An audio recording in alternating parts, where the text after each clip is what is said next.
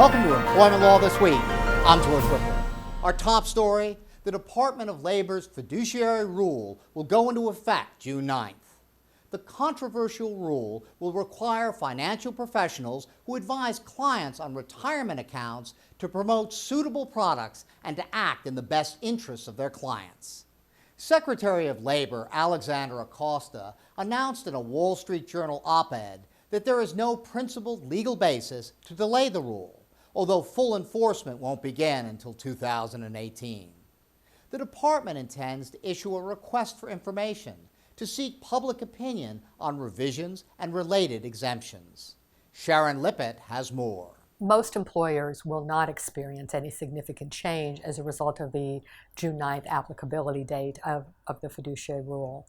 And that's because the Fiduciary Rule expanded the definition of fiduciary investment advice, and for the most part, employers don't provide investment advice to their employees. They provide investment education, which consists of information relating to the retirement plan, general information about retirement planning or financial investing. So as long as employers stay in their communications within the parameters of investment education, they won't be subject to the Fiduciary Rule. While the Fiduciary Rule will stand, the Persuader Rule is on the chopping block.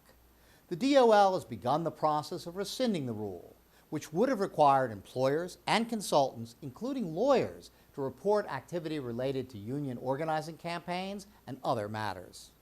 The Obama-era regulation never took effect because a Texas federal judge issued a nationwide permanent injunction blocking it last year. Before the department's proposal can take effect, it will need to engage in formal rulemaking, which includes publishing its proposed withdrawal of the rule and allowing for public review and comment.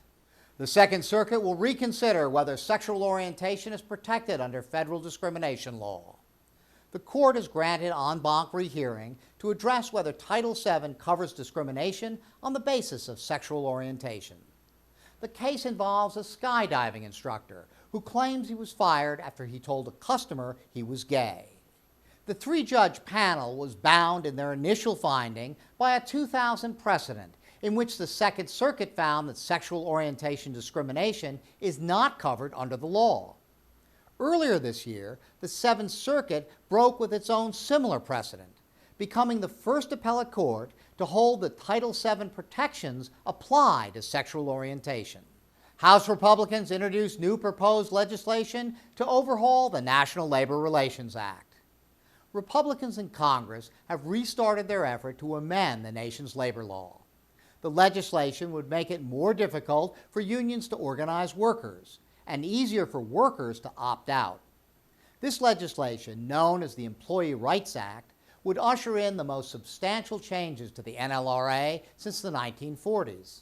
It would mandate that a union win a government-conducted secret ballot election, and would also ban the card check agreements that many unions have been relying on in recent years.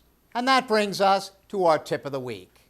Joan Burnell, Chief Human Resources Officer for Bessemer Trust, is here with some advice on best practices for resolving issues between executives. When there are issues between executives, I find as an HR manager the first key step is to actually get everyone to acknowledge there is an issue. Once that's out of the way, I consider the next place we have to go is the discovery phase. And that, from my perspective, is I play a role of being a very active listener.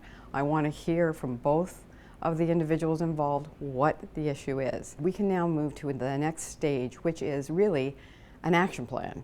How do we take this and move forward, have an actionable set of steps to take that we can all agree will help resolve this and we'll all be able to move forward effectively. Thanks, Joan. That's it for Employment Law This Week. Thank you very much for watching, and we'll see you next time.